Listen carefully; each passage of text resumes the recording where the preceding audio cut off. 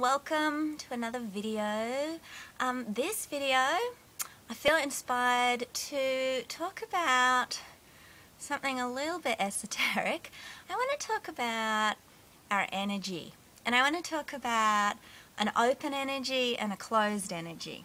So hopefully this will make sense. I'm going to talk about it from a story first. So when my daughter, who's my firstborn, when she was a baby, I, like many of us, was involved in mothering groups and attachment parenting groups and natural parenting groups and that sort of thing.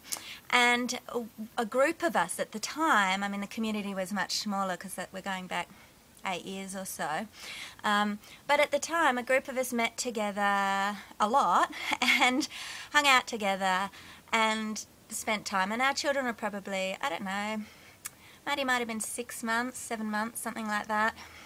And we would have some really great conversations which were really helpful in shaping the way that we wanted to be parenting. And a couple stories spring to mind that are relevant to what I want to chat about today. So I'm just going to talk about it for a second.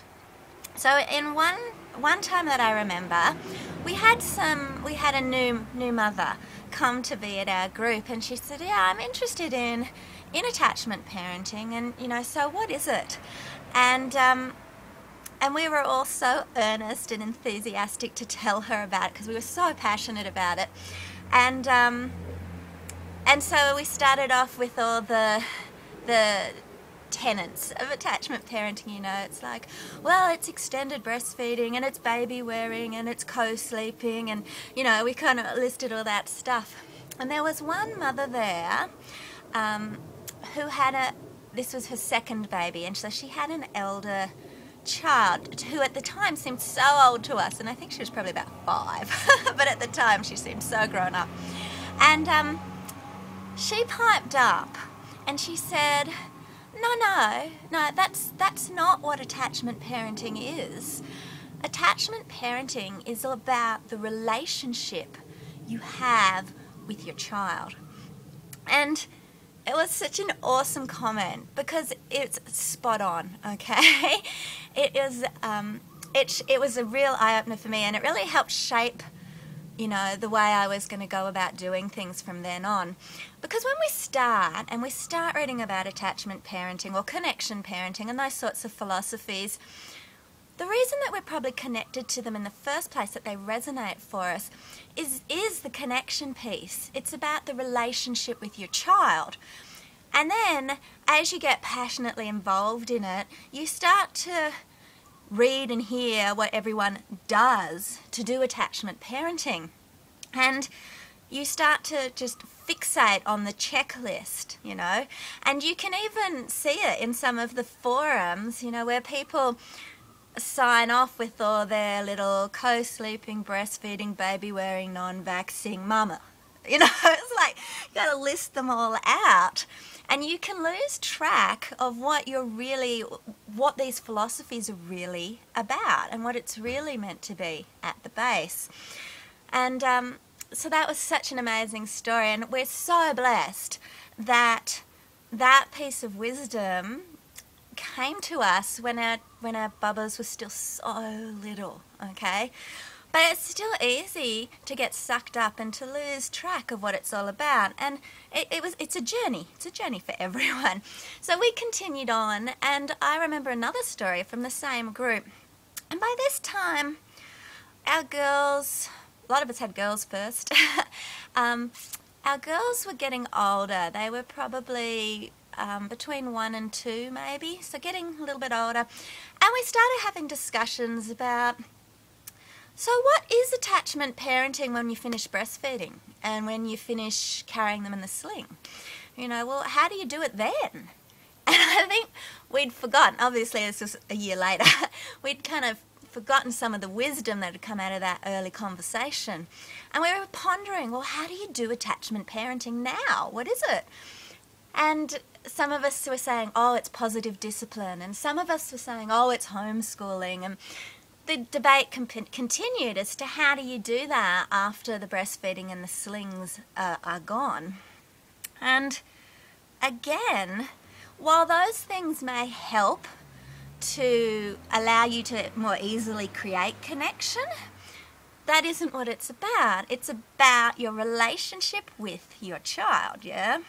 So again, you want to always come back to, it is about the relationship, the connection, the heart-rich connection between you and your child, underneath all the steps that we put on top to achieve that, okay? But it's important not to get lost in the fact that all these things can help make it easier for us and encourage it and be beneficial to our children, etc., etc., etc. But the underlying principle that you're aiming towards is about connection and relationship with your child. Yeah? So that leads me to what I actually wanted to mention today, okay? Again, as our children grow and get older, this premise doesn't shift. So as our children are reaching, well, my youngest is going to be 5 soon and my oldest is going to be 8 soon, so getting older, the principles are still the same. It's about relationship, it's about connection.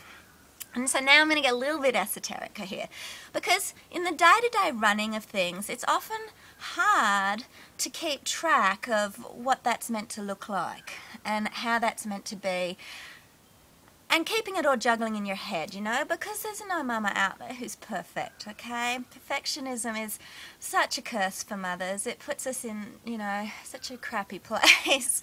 But none of us are perfect. So in the course of the day, there's a lot going on, yeah?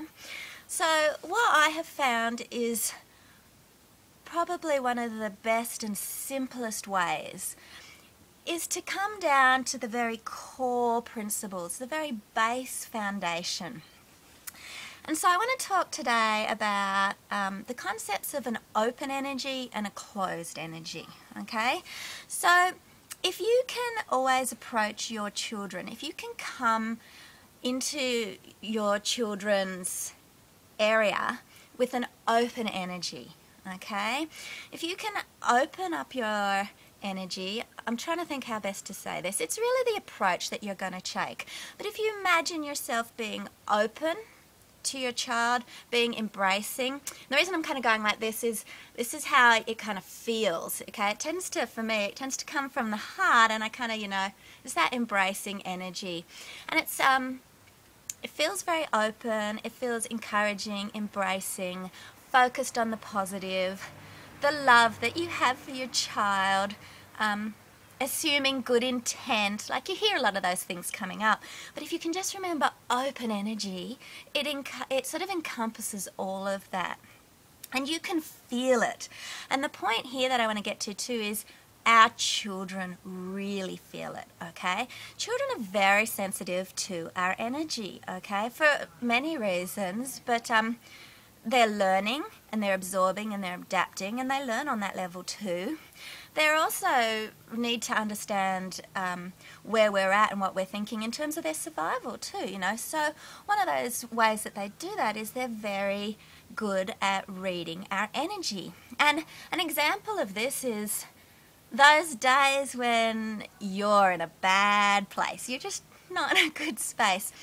And the day can continue to spiral and go down and down and down. And our children pick up on when we're at, okay? And so you do very much get that whole, if you're having a bad day and you can't turn your energy around, then your children kind of like get sucked into that and down they go as well. And it's one of those chaotic, crazy days where you wish you kind of hadn't got out of bed. So that's kind of an example of them sucking up and embracing our energy. A lot of kids, some are more sensitive than others, but a lot just absorb it quite naturally, okay? So coming back to our energy, if we can come at them with an open energy, it encompasses a lot of that connection and attachment that we want without having to intellectualize it and remember all the stuff in our heads, okay? And they feel that. They feel that, and they're more likely to come back at you with a more positive approach, okay, to whatever it is.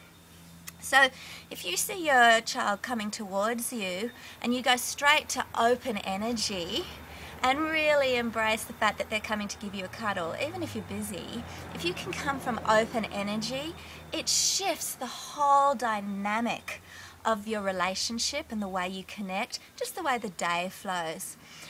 And on the other side of the coin, if you have a very closed energy, you are going to have trouble implementing any of the things that you're trying to implement with them, be it problem solving or negotiation or any of those techniques that you might be wanting to choose, because your energy is really closed down. And it might be closed because you're tired, you're grouchy, you don't want to extend yourself further, you're feeling stretched already, you're not in the mood, whatever it is. It's going to feel closed, okay? And parenting from a closed energy is battling uphill. Absolutely.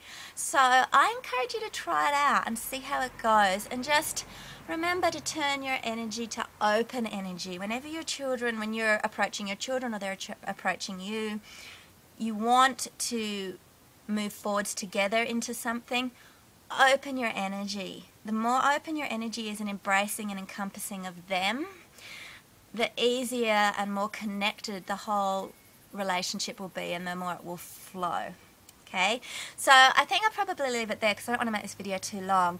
Obviously, there's lots of ways we can talk about open energy and closed energy and what it looks like in the scenarios. And if you're interested, if I've, kind of piqued your curiosity here, drop me a comment or questions or something like that to give me some feedback, and I will go into tons more detail on it if you like. Okay, well that's it for today. Thank you so much for stopping by and checking out another video, and I'll talk to you later. Bye.